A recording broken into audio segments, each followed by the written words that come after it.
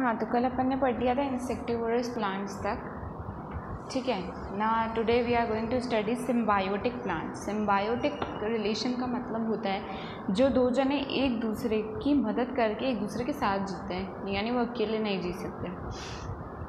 तो ऐसे भी कुछ स्पीशीज़ होती है, प्लांट्स होते हैं जो कि एक दूसरे की मदद करके जीते हैं। तो living together of two different species of plant as if they are parts of same plants, यानी दो अलग अलग स्पीशी है उसके बावजूद भी वो एक जैसी रहती हैं, यानी एक दूसरे के साथ चलती है, तो दोनों का मतलब आधा आधा काम हो जाता है। And help each other in obtaining food is called symbiosis, ठीक है। तो ऐसे प्लांट्स जो होते हैं वो क्या कहलाते हैं, जो एक दूसरे की मदद करते हैं खाने के लिए और दो जने मिलके एक जने की तरह रहते हैं, उसे कहते हैं सिम्बायोसिस। एंड ऐसे प्लांट्स को बोलते हैं सिम्बायोटिक प्लांट्स। कौन सा प्लांट ऐसा है? लिचेंस। लिचेंस में क्या है, ग्रीन कलर्ड प्लांट होता है ये, इसको एल्गा भी बोलते हैं। और इसका मतलब इसमें जो ग्रीन कलर का पार्ट है और जो नॉन ग्रीन कलर का पार्ट है उसे कहते हैं फंगस। तो ये एक तरीके की एल्गी और फंगस जो है दोनों साथ में रहते हैं। फंगस क्या करता है, एब्जॉर्ब करता है water and mineral salts from the surrounding से। अपने आसपास वाले इलाके से फंगी क्या करती है, पानी ले लेती है और मिनरल सॉल्ट्स ले लेती है, और किसको दे देती है, एल्गी को। बदले में एल्गी क्या करता है, ग्रीन प्लांट बीइंग ग्रीन, क्योंकि एल्गी ग्रीन है तो वो अपना खाना बनाता है, ठीक है, prepares the food by photosynthesis, और वो फंगस के साथ शेयर करता है। तो फंगस क्या करती है, पानी और सॉल्ट लेकर आसपास से दोनों में शेयर कर लेती है, बांट लेती है, और उसी तरह से एल्गी भी खाना बनाता है ग्रीन प्लांट होने की वजह से और उसके साथ शेयर कर लेता है। तो ये दोनों एक आधी आधी काम करते हैं और एक दूसरे के साथ उस काम को शेयर कर लेते हैं। तो इस तरह से ये दो जने होकर भी एक जने की तरह रहते हैं। तो ऐसे प्लांट्स कहलाते हैं सिम्बायोटिक प्लांट्स, ठीक है। How nutrients are replenished in the soil, यानी मिट्टी में न्यूट्रिएंट्स जो है वो दोबारा कैसे आते हैं। लाइक एक बार अपन ने खेती कर ली तो सारे प्लांट्स न्यूट्रिएंट्स ले जाते हैं, तो फिर दोबारा कैसे आती है उस मिट्टी में न्यूट्रिएंट्स। तो प्लांट न्यूट्रिएंट्स, लाइक जो प्लांट होते हैं, पौधे होते हैं, वो न्यूट्रिएंट्स कौन कौन से, नाइट्रोजन, फॉस्फोरस एंड पोटेशियम, ये सॉइल में नेचुरली प्रेजेंट होते हैं, यानी होते ही हैं। तो मिट्टी जहाँ है वहाँ ये है, बट इनको भी रिप्लेनिश तो करना पड़ता है। When the plants are grown, ठीक है, तो जब इसमें पौधे उगाए जाते हैं, they absorb the nutrient from the soil, वो मिट्टी से क्या करते हैं, न्यूट्रिएंट्स को एब्जॉर्ब कर लेते हैं। Due to which the amount of plant nutrients in the soil goes on decreasing, तो जब वो प्लांट उगते हैं उनमें से न्यूट्रिएंट्स लेते रहते हैं, तो वो न्यूट्रिएंट्स धीरे धीरे क्या है, मिट्टी में से ख़त्म हो जाते हैं। सो बाद में क्या करना पड़ता है, उनमें fertilizers and manures are added to the soil, ठीक है। तो एक बार के बाद अगर न्यूट्रिएंट्स ख़त्म होंगे तो उनको दोबारा लाना पड़ेगा।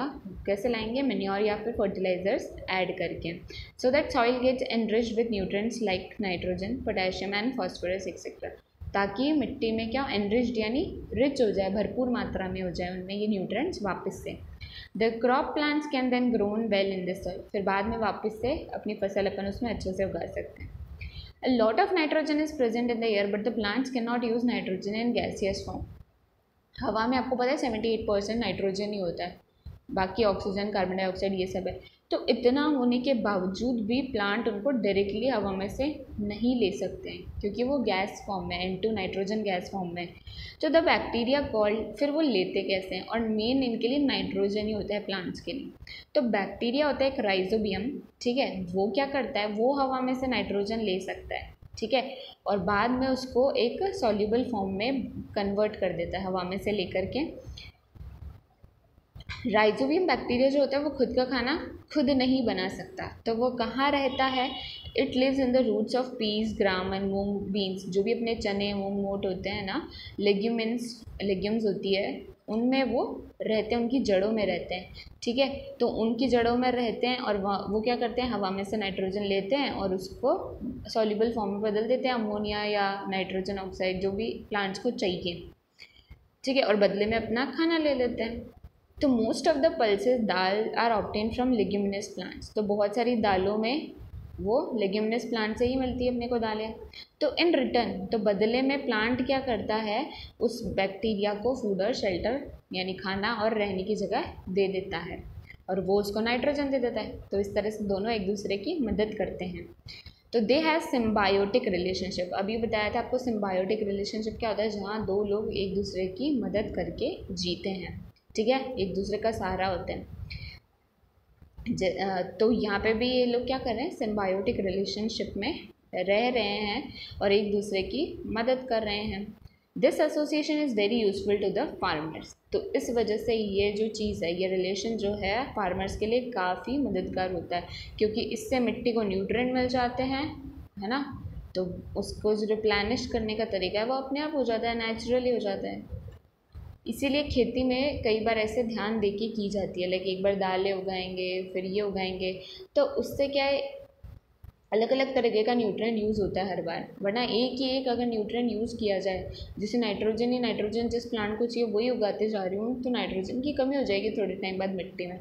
तो हर बार अलग अलग न्यूट्रिएंट वाली क्रॉप उगानी चाहिए। इसलिए खेती करना भी ईजी नहीं है, बहुत पढ़ना पड़ता है उसके लिए भी, लाइक समझना पड़ता है कि कौन सी चीज़ कहाँ करनी चाहिए, किस तरह से करनी चाहिए, किसके बाद क्या लगाना चाहिए ना। तो ये सारी बातें भी उसमें देखनी पड़ती हैं। तो ये आपका चैप्टर कंप्लीट है। अब आपके क्वेश्चन आंसर है इस चैप्टर के। Which of the following classes of organism belongs to saprotrophs, fungi, algae या फिर लिचेंस। लिचेंस तो अभी आपको बताया था सिम्बायोटिक होते हैं, और सेप्रोट्रॉप्स क्या होते हैं। और एक चीज़ आपके इसमें आंसर ऑलमोस्ट जो है यहाँ पे सारे दिए हुए हैं। At the end of the chapter आपको जो है सारे आंसर यहाँ पे देखो दिए हुए हैं। तो शॉर्ट आंसर टाइप क्वेश्चंस तक तो आप आंसर यहाँ से कर ही सकते हो। बुक में आपको मैच द कॉलम और MCQ फिल करना है, मतलब बाकी सारी चीज़ें कॉपी में करनी है। और जो क्वेश्चन नंबर G है HOTS, ये आपको बिल्कुल भी नहीं करना है, ठीक है, ना कॉपी में ना बुक में। समझ में आया। और कॉपी में आपको क्या क्या करने हैं, fill in the blanks, true false, short answer type question and long answer type question. ये 4 चीज़ें आपको कॉपी में करनी है। और इसके अलावा अगर मैच द कॉलम और MCQ आते हैं तो वो सिर्फ आपको बुक में फिल करने हैं। और यहाँ शॉर्ट आंसर टाइप क्वेश्चन तक तो आपके बुक में ही दिया हुआ है सारे आंसर्स, तो ये आप कर ही सकते हो ऑटोमेटिकली यहाँ तक। तो फिर लॉन्ग आंसर टाइप क्वेश्चन आपको मेरे थ्रू भेज दिया जाएगा, तो आप वहाँ से उसको देख लेना है।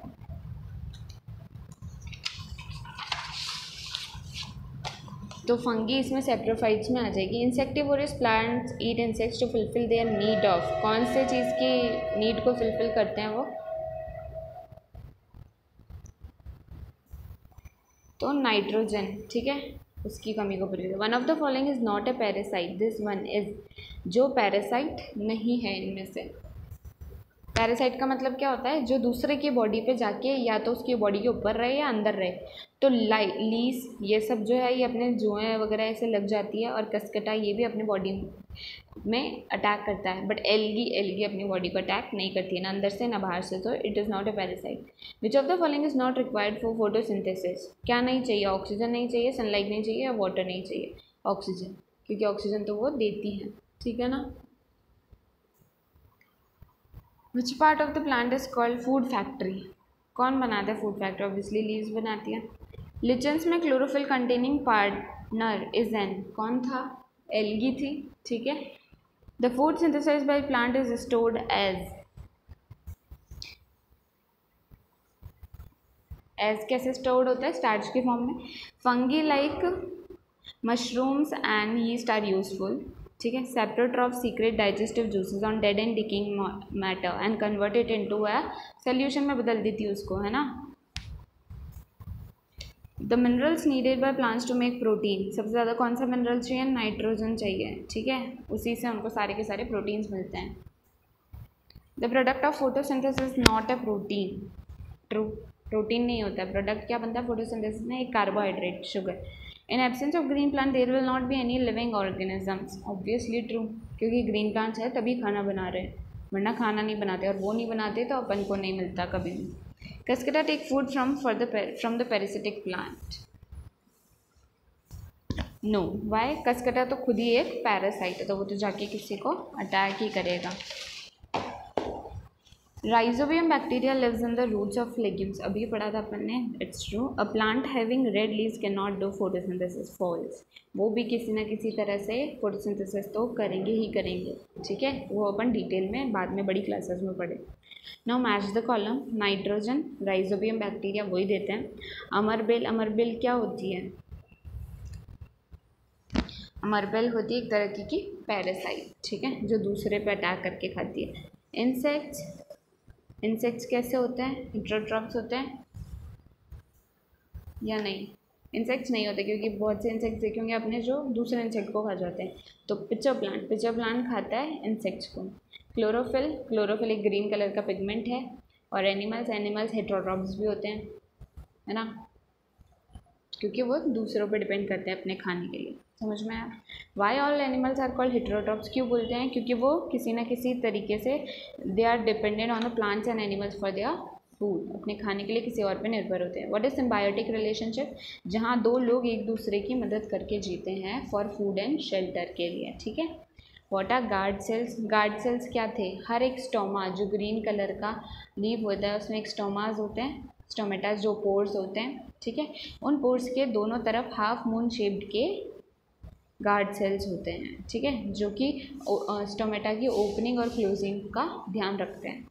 Name a plant which has both autotrophic as well as heterotrophic mode of nutrition, जो खुद का खाना खुद भी बना सकता है और हेटेरोट्रॉपिक मोड ऑफ न्यूट्रिशन भी रखता है। ऐसा प्लांट कौन है? पिचर प्लांट, क्योंकि वो ग्रीन कलर का भी है तो खुद का खाना खुद भी बना सकता है, और हेटेरोट्रॉपिक है तो उस पर कोई इंसेक्ट आके बैठता है तो वो उसको भी खा जाता है, दूसरे पे भी डिपेंड है वो अपने खाने के लिए। समझ में आया यहाँ तक? और लॉन्ग आंसर टाइप क्वेश्चन आपको भेज दिए जाएंगे। ऑटोट्रॉपिक आपको पता ही है, जो खुद अपना खाना बनाते हैं। हेटेरोट्रॉपिक जो दूसरे पे डिपेंड होते हैं। सन को अल्टीमेट सोर्स ऑफ एनर्जी क्यों कर? क्योंकि सन ही इकलौता ऐसा चीज़ है जिससे प्लांट को एनर्जी मिलती है, और बाकी जो प्लांट में एनर्जी स्टोर होती है फिर वो अपन खाते हैं। तो अल्टीमेट सोर्स तो सन ही हुआ। अगर सन नहीं होता तो किसी को भी एनर्जी नहीं मिल रही होती इस धरती पर। Explain the mechanism of heating insects by pitcher plant. क्या करता है ये? जब भी इसके ओपनिंग पे इसकी जो लाइनिंग बनी होती है उसके वहाँ तक कोई इंसेक्ट अगर आता है तो ये फटाफट से अपना मुंह क्लोज करके उसको ट्रैप कर लेता है, और इसके अंदर एक लिक्विड फिल होता है जो कि डाइजेस्टिव जूस की तरह काम करता है और ये उसे डाइजेस्ट कर लेते हैं, ठीक है। What is the importance of rhizobium bacteria for the farmers? Farmers के लिए राइजोबियम बैक्टीरिया क्यों मददगार है, या उनके लिए क्या महत्व रखते हैं? क्या महत्व रखते हैं? वो जो भी मिट्टी के न्यूट्रिएंट्स होते हैं उनको रिप्लेनिश यानी दोबारा से सॉइल में लाने के लिए, जो एक बार ख़त्म हो जाते हैं उनको दोबारा से लाने के लिए कौन मदद करता है? राइजोबियम बैक्टीरिया मदद करते हैं। इसलिए वो इंसान के लिए बहुत ही इंपॉर्टेंट होते हैं और एक फ्रेंडली नेचर होता है उनका फार्मर्स के साथ, इन बैक्टीरियाज का।